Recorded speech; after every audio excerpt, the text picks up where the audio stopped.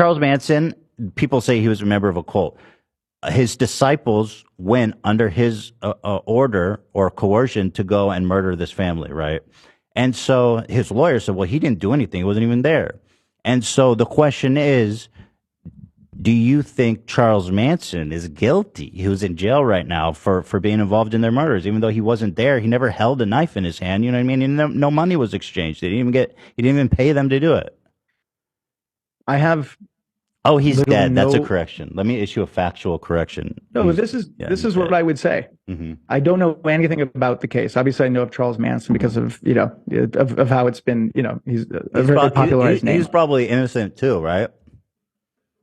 Well, I don't know, but what I do believe and what I'm absolutely will stand by is that I do think no matter how hated a person is, we should be absolutely open to questioning narratives. We should be able to question. I think witnesses. We should be able. I think part of a redemption of accepting people who are bad starts with them, coming to terms with what they've done. But that's what I said from the get-go. I said, I'm not on here to try to get you to like Keith Raniere. But you can, I don't know if you remember, I did say to you, you can think he's the devil. Mm-hmm. No, I don't think he's the devil. Do you remember when I said that? No, but my point is, if someone wants to believe that. So you're saying we need to that's not what I'm. You're saying we need to take the time to look at the kind of the facts and the situations and come to just with our whole hearts and minds, come to a rational decision. Well, my question to you is, that's a trial. Do you believe that there are? That's a trial, by the way. He lost 2 of them. No, but do you believe that it is okay under any circumstance for the government or government officials, whether it's a prosecutor, whether it's a judge, whether it's an FBI agent, to commit a crime, to convict? Of course not. No, never. Dude. If we agree on that, Ethan, if you and I can agree on that, that's all that matters. And that's why I'm here.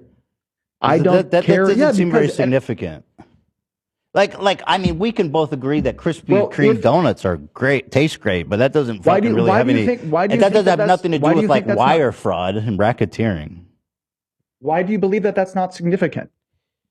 Because it doesn't affect all the other unrelated crimes he was convicted of. But no, but I think that the part where we're just missing is that you keep making it about this case. What I'm saying is what I'm addressing affects every single case in the United States. This is bigger than Keith. Yeah, Keith is not bigger than the justice system. If you allow or you are okay permitting government officials to commit crimes, to convict even a hated person, what you ultimately are saying is that you believe that prejudice and hate are more important than justice. Here's you and Keith. He has really nice skin. Fuck. The thing is, I'm trying to have a serious conversation. No, I was just struck by his really nice skin. Did he ever drop? I'm just saying. I'm just saying, out of respect, I'm trying to have a conversation with you about something that affects millions of people around the justice. Millions of people in the justice system and are affected by our justice system. This isn't about Keith. It is about Keith because this is the specific case and the specific evidence that we have. Do you mind if I take a moment and read some of the quotes from the FBI agents? No, I don't want to do that. Let me ask you this. I don't even blame you because honestly, in a sense, you're kind of the victim of you know what I mean? Like you're part of this organization that clearly has some powerful hold over you. And I'm really sorry that you're involved in this. And I just, like, Keith is gone. He can't hurt you anymore. You know what I mean? Like, you're free, bro. I appreciate the, I do believe that I'm free. I'm an adult that makes decisions in my own life. Just like that girl in the room. You're free, man. Just walk through the door. What I can say, again, is I reached out to you. I'm trying to talk about things that there's a lot of prejudice against talking about. Mm-hmm. You have a case that has international attention, that has a lot of hate and a lot of prejudice. And now we have we're kind of, you've said that. It's okay. Listen, I really do wish the best for you. And I'm sorry that you're dealing with all this stuff. It seems like you're going through a lot. And I just, I'm sorry, man. I don't know if there's anything, you know, they must. Do they have photos of you? Like they must have, because that was their thing, right? Keith had like blackmail There's no photos. photos. I just Yeah. Okay. for anyone who's listening that wants to find out more, they can go to makejusticeblind.com and they can look at the evidence with respect to the FBI and what I've been talking about Actually, here. this And is the video, right?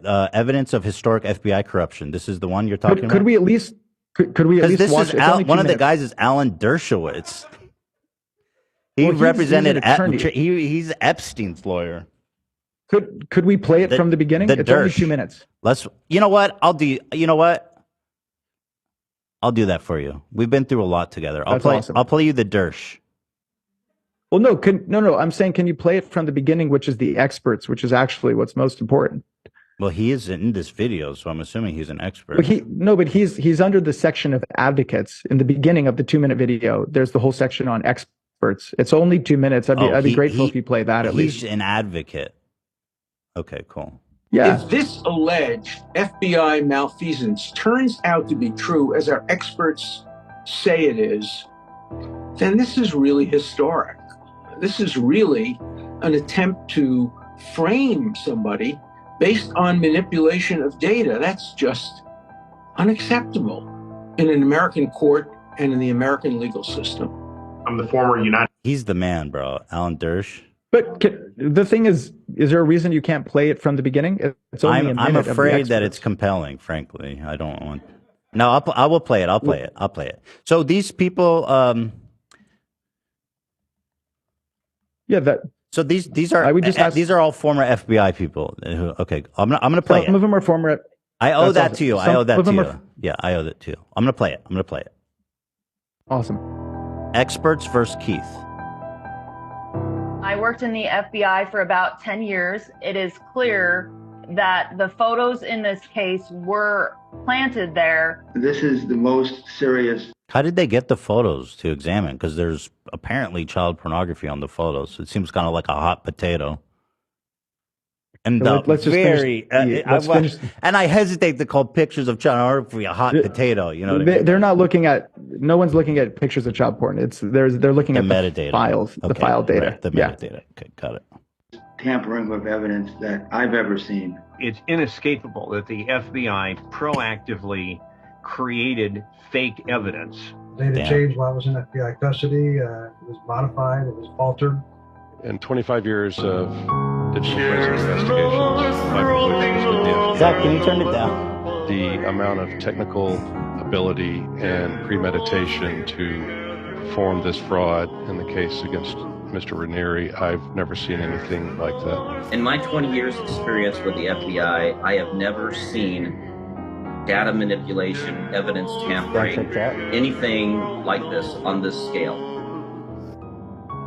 When I first read the papers that Mr. Raniere presented on tampering, I was shocked. I've never seen an instance where the system threw away its credibility purely for the purpose of convicting a defendant. If it could happen to a person who is educated, who is white, who has the complexion for acceptance, as I would say, none of us are safe. There's no need to fabricate evidence for a guilty man. The fact that they fabricated evidence here, and to the degree that they did, shocks the conscience.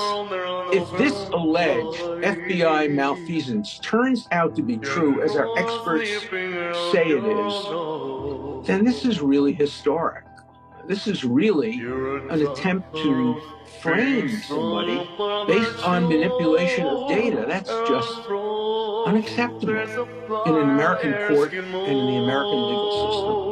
I'm the former United States Attorney for the Eastern District of Arkansas. In the face of this alarming evidence, there's really no excuse for the court or for the prosecutor to hide behind procedural delays in waiting to get to the bottom of this. They should take immediate action, and if they can't or they won't, the United States Attorney General should appoint an independent prosecutor.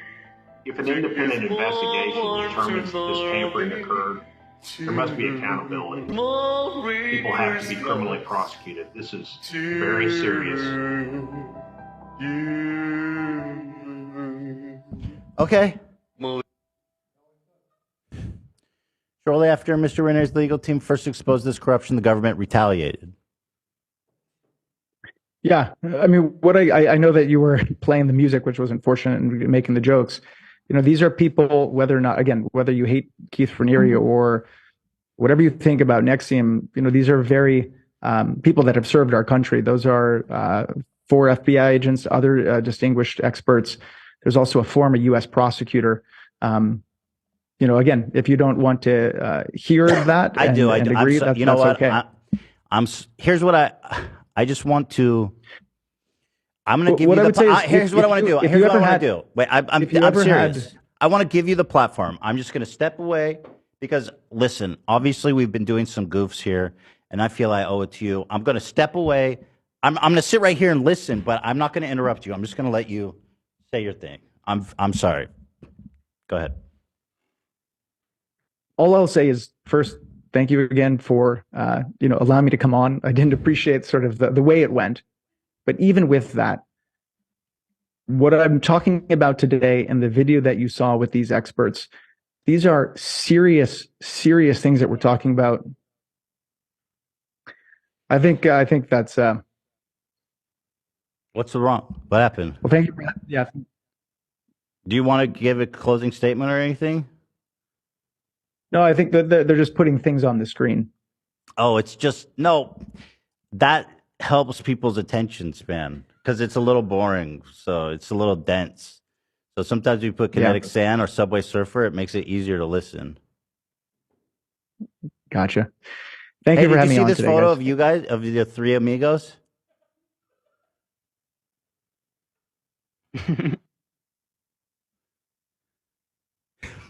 Did you? I'm with you, by the way. ACAB, brother. You don't know how to turn off Zoom. You're trying, but you can't get away. How do you get out of this? You're trapped. Well, there's no trouble. Well, again, nice to meet you, Ethan. And thanks for having me on today. I'm sorry to put you all through that. Ultimately, you are the victim, and I hope Raniere dies in prison. I really do. I really do. But one day you're going to be free of this, and I'll be there to help you. I'm so sorry. This is Keith's fault that you went through this. It really is, and I'm so sorry.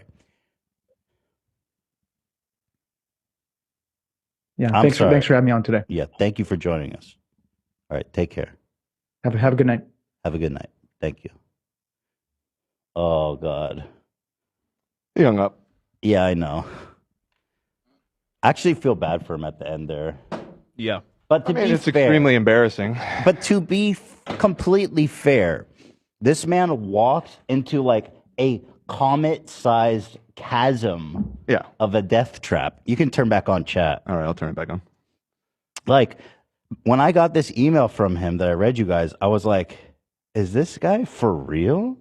And so I passed it to Dan to set it up. And sure enough, this guy thought I was an Andrew Tate defender who loves fucking Keith Raniere. And also he didn't know I have Tourette Syndrome, which put me in kind of a unique position to talk to him about Tourette's.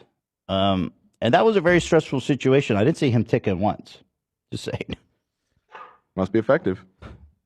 I'm sorry. I honestly feel bad. I do feel bad. That man is crushed. But you know what? At the end of the day, definitely do a tiny bit of research for calling into one of the biggest podcasts in the world to do a live show about one of the most hated men in the world.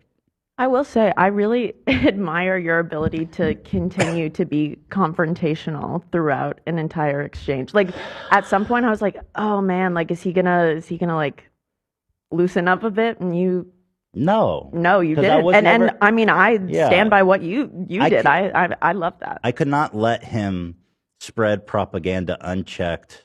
Yeah. I'll tell you what, if his Tourette's was cured, it's definitely coming back after this interview. He'd be screaming the N-word all night. Oh my God. That was like as crazy as I hoped that could have been. That was clean. Yeah, I really wasn't sure what direction it was going to go. I mean, we were talking about it before the show, but I still was unsure if he was... I'm blown away. Being sarcastic in his email, because it was just so wrong about every aspect of and then of you. Right. That it almost seemed like sarcasm. So I thought he was going to come out of the gate aggressive, but no, he seemed to just not actually research anything at all. Like even just a Google search. Bro. He didn't even know you had Tourette's. Yes, I know. He didn't even, but like, if you search my name, it's probably like all highlights of me talking shit on Andrew Tate. And I've done so much content about NXIVM. That too. Oh. Holy fuck, dude. I don't think I've ever seen someone get cooked like that in my whole life. That was You know what you flawless did. victory right there. I had to walk away so you can. Yeah, I walked away for a sec. There one point when I was reading out every 20 charges, I was like, this is so absurd. And it took him a long time, and he was hesitant to accept the fact that I was goofing. You ate him up, and you left no crumb. There you go. He's learning. He's learning. Clearly, he sees the best in people. So yes, maybe that's why he had. I mean, I'm glad you said what you said about him being a victim in a way, because I mean, that's it. I felt pretty really bad for classic Stockholm syndrome kind of thing. In going 30 on here. years from now, you're gonna get emails saying, "Dude, I fucked up. I'm sorry about that." I'll be there with man." open arms. Yeah, sure. I'm waiting for him. Just the two of us. Recognize every try. Just the two of us. We even got the Subway Surfer on him, dude. And the Nook. I mean, that was something else, man. When he saw the Manson photo, my heart dropped a little bit. He made a very sad face when he saw that. Well, I don't think he. Three amigos. He said he didn't know anything about Charles Manson. Well, he's lying. He knew something when he saw that fucking photo. he knows about Charles Manson. Right. Everybody does. Enough, you know what I mean? Sure. He does have beautiful skin, though, Keith. I was like, whoa. He must use like, what's that serum that's really popular? Adrenochrome? No, not that one. Whatever. He must use The Ordinary. that's what I was gonna say. And then I was like, Well, they have a great product. Doesn't matter. they do wonderful hyaluronic acid. You know, fuck me, dude. You know, this guy, it seems like he seems very nice and well, pretty well spoken, articulate, and His heart seems good.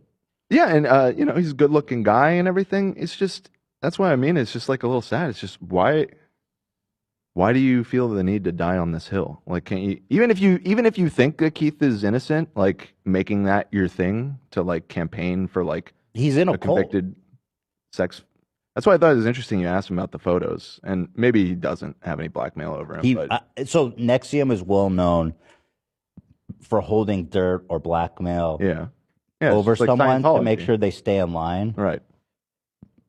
And he's in a cult. I mean, it's the same way Scientologists will like follow people with cameras and fucking abuse them relentlessly. They're convinced they're right, and it's the whole world that's wrong. Mm-hmm. And it sucks, man. Well, when you have titans like Alan Dershowitz on your side, you know you're dubs all around. The Dersh, baby. I can't believe he's in that video. My jaw dropped. Of course he is. That man's willing to defend goddamn Adolf Hitler. He has never seen a pedophile that he wouldn't defend. Right. Alan Dershowitz. And I mean, it's just so much stacked against Keith. He has 120 years. And I'm like, he seems to be singularly focused on the FBI tampering. So I says, okay, let's even give you that. I mean, still, this man is a prolific criminal, even without that. And then He he says, seems to think it's all. If I was understanding him correctly, it seemed like if you take out this one piece, this one photo of a 15-year-old girl, the whole thing collapses. Which, like, it's just not. I didn't follow the case super closely, but when I was researching, I researched quite a bit over the weekend to just familiarize myself with everything. And at least from my understanding of it, the whole metadata aspect is not the smoking gun that got him convicted. So even if you remove that, if they got a retrial and they remove that, I'm pretty certain they would still be able to find a second conviction. well, they had 15 victim statements. This girl who was in the photos, Camille, who says that he took her virginity when she was 15, who was in those photos, said it was him. Right. Yeah. Or at least I think so. I mean, I can read this. Well, there's statement, more but too. yeah. there's a bunch. I don't of know if text he said messages it was him between or them. not. I know he's going to try to sue me if anything little things. Wait, said it was who? Camille was the girl who was in the photos, the child P word. Right, yes, yeah, And right. she gave a victim impact statement after the that says, trial, right? Yeah. Yeah, no, I mean, according to her, she was groomed from like age 12, and Keith Raniere took her virginity when she was underage. So, And he seems to think that like the fact that he coerced people and never actually carried out the crime himself somehow means he's innocent, which is like really wild. 'Cause he's a cult leader. Yeah, that also seems to be a lot of That's what human racketeering is, trafficker- Yeah, essentially. it's a lot of excuses in the Andrew Racketeer- Tate situation. I mean, racketeering is literally that. They invented that so they could prosecute mob bosses because they never actually committed the crimes. Right. That's what racketeering literally is. I feel bad for him though, man. If you ever want to talk again, bro, I'm here for you. I'm not even joking. Mhm. I'm here for you, man. Genuinely, if you want to turn a new leaf, It's not your fault. it is not. It's so that's so on point. It's not your It's fault. not your fault. I'm genuinely here for you, bro. Because like people, I feel bad. As people say, when you kill someone for the first time, it really sticks with you, and they're right. it's not your fault. This wasn't your first murder victim. Yeah, I know. I'm just making a joke. Thank you. And then, well, what was your take on the Tourette's thing? Because my thing with his Tourette's is like, he's made a whole career out of being a motivational speaker because he overcame Tourette's. And obviously he didn't know Tourette's. So I was like, this is fucking incredible because nobody else is going to be able to accuse him of this shit. And when I don't think anyone else would. It's such a Larry David. You had a real Larry David moment with that. But it is suspect. Like I see. I don't have Tourette's, so I don't feel comfortable saying that. I mean, I think very it's certainly plausible, or I don't think it's a stretch to say that he had it. And like we were talking about before the show, NXIVM, they have like their therapy was like these like 7 pseudosciences, and then also cognitive behavioral therapy was a part of it too, and that can like help reduce tics. from It what I helps you understand. manage and control them. Which It it gives- sounded like that's what he was. No, he describing. says no. He said he started backpedaling when he realized I had Tourette's. Right. On his website, and when he first came on, he says, "I have totally conquered my Tourette's." Right. That's not possible, and especially if he was walking around saying the N word, that's like super, super, super severe Tourette's.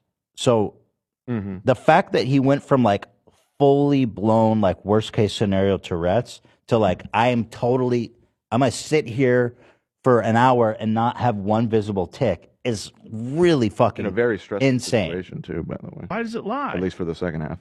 But I mean, Yeah, I don't to me, it's like saying, oh yeah, I can cure bipolar disease, schizophrenia, OCD. Just come talk to Keith Raniere. He'll take care of it. Like that's just not real. And then he backed up. He said, I'm 4 out of 100 Tourette's. Right, which that makes more sense. Yeah, I mean, but- you're saying that it was only because you called him out. I mean, He definitely backpedaled when I told him I had Tourette's. All right. I mean, because he knows he can't say if he's selling some kind of course or inspirational. He would be- can't say I cured Tourette's. So right, he so was he just doesn't tiptoeing use the around word cure. being fraudulent. Yeah. Well, as somebody with 35% Tourette's, so let me tell you this. I know what I'm talking. You'd say yours is 35 out of 100? Is that Yeah, what yours is 35 at? out of 100. Use that 4. 5% means everything. I feel bad for him though. That was a lot. I bet Keith's on the phone with him right now, chewing him up way worse than you are. I don't think Keith has access to a phone. Oh, you don't? Keith is about to release the photo of that guy like having a pineapple up his ass or something. That's So now that we have it confirmed that he wasn't coming in here, trying to argue with you or whatever, and he really did think that you would be sympathetic to his plight, was he just mass emailing like every podcast in existence, and we were just happened to be the only one that took notice? And it could be he was copy pasting. He said, "Hi, dear H3." Oh yeah, because dude, okay. Can you say he addressed this email to Dear H3 Podcast Highlights. Oh, I caught that. That's right. He forgot he about that. emailed me Dear H3 Podcast Highlights. And I was about to erase it because I was like, this is a bot or some fucking Indian farmer who's trying to. Why the hell? But did then I you was like, open? oh shit. I was like, oh shit. My name is Mark Elliott. I'm an award-winning speaker who lived with Tourette's for 20 years, and I beat it completely. So already I'm perking up like, oh, what the fuck? And then I was part of the now infamous NXIVM. I was like, what? And then he goes, I recently saw your coverage of poking holes in Andrew Tate narrative.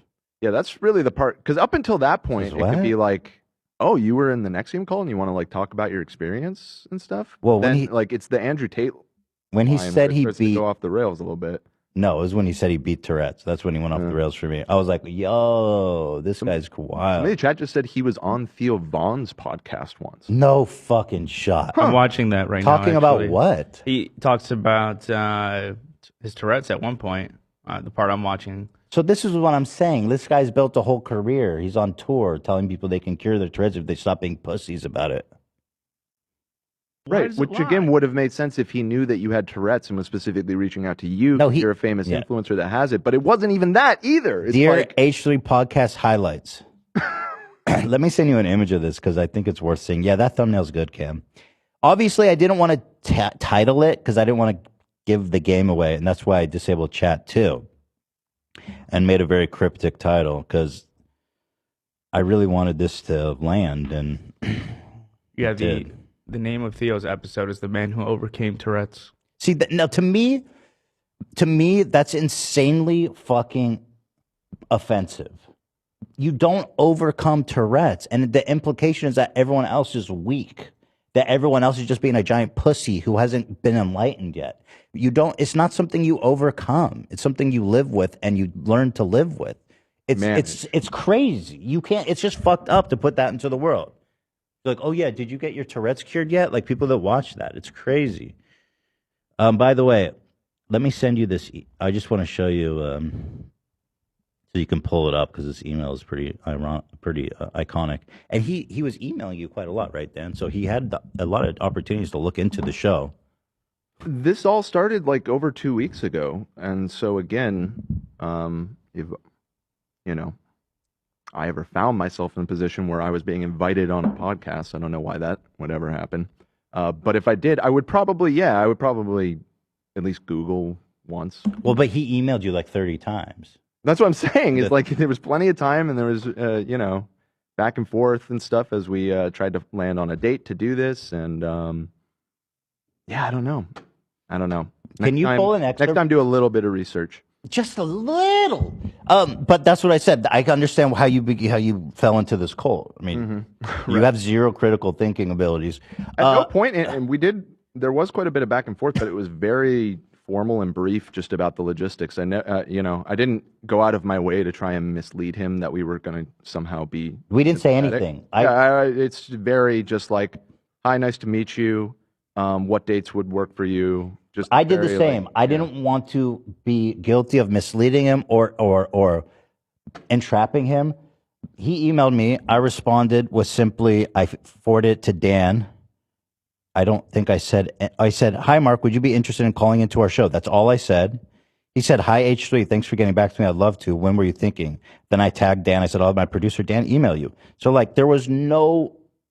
Yeah, and the rest of it is just, like, technical stuff. We handled that, like, very professionally. Can you show that email? I want to show how you addressed it to... Here, I'll just screenshot. I guess it doesn't show any. There you go. Dang. Yeah, here. This is the email I got. He addressed me as Dear H3 Podcast Highlights. So... Very odd. Yeah, he's just...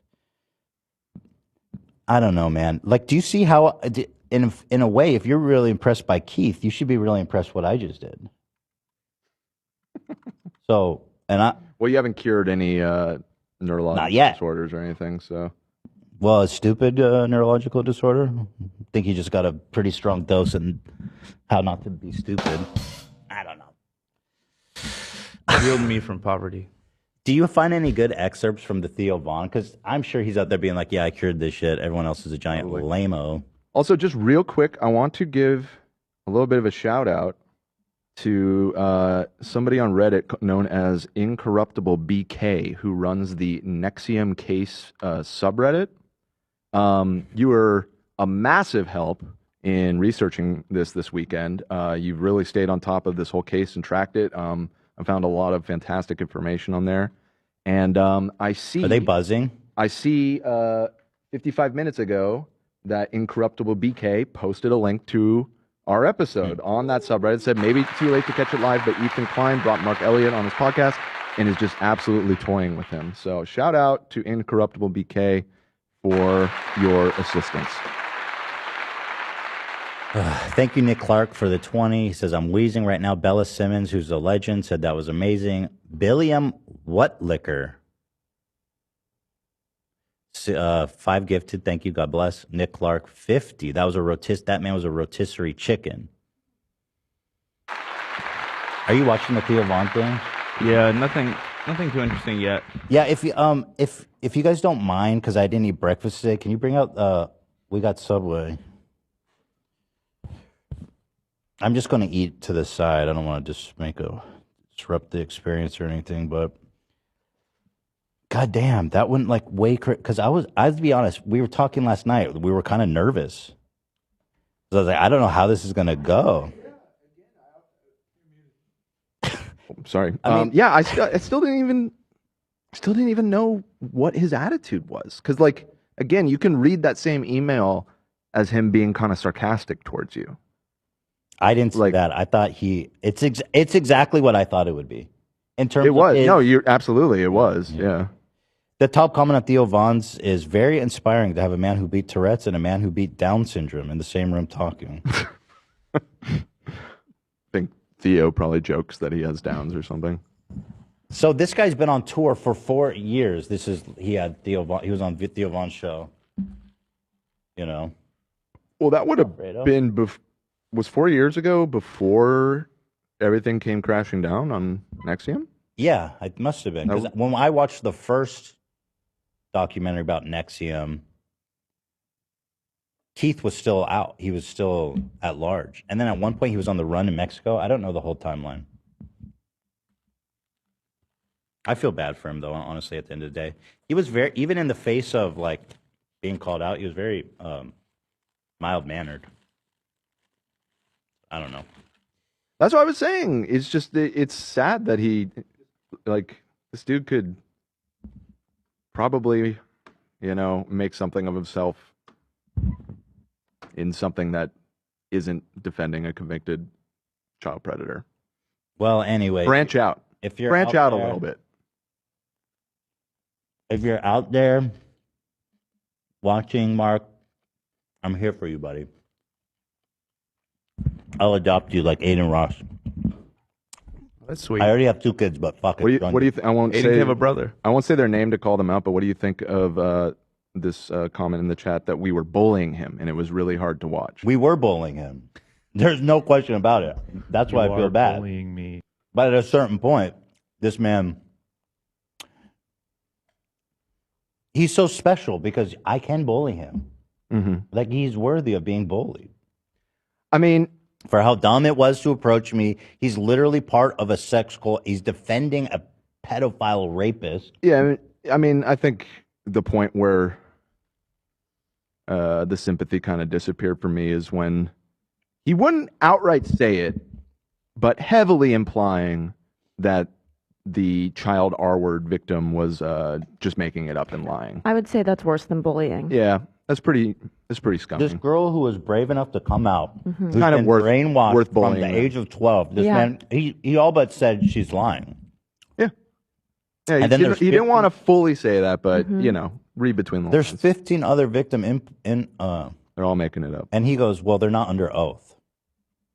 It's basically like a random tweet. Mm-hmm. I was like, yeah, good thing. Yeah, they don't even know each other. They weren't even like known associates. Is that the girl he said was just kinky too? Yeah. Wow. That was crazy. Yeah, that's a psycho. He was kinky. They were just kinky. That was embarrassing. Yikes. So yeah, listen, I think we were definitely bullying him. Don't get me wrong. I mean, I don't know if it was bullying. To be honest, I'm being facetious, but we definitely grilled him hard, and he walked into a giant trap. And we were talking about something very serious, and I wanted to. Yeah, it's just, what am I justifying? Shut up. If you're uncomfortable, it's not for you. Go join NXIVM.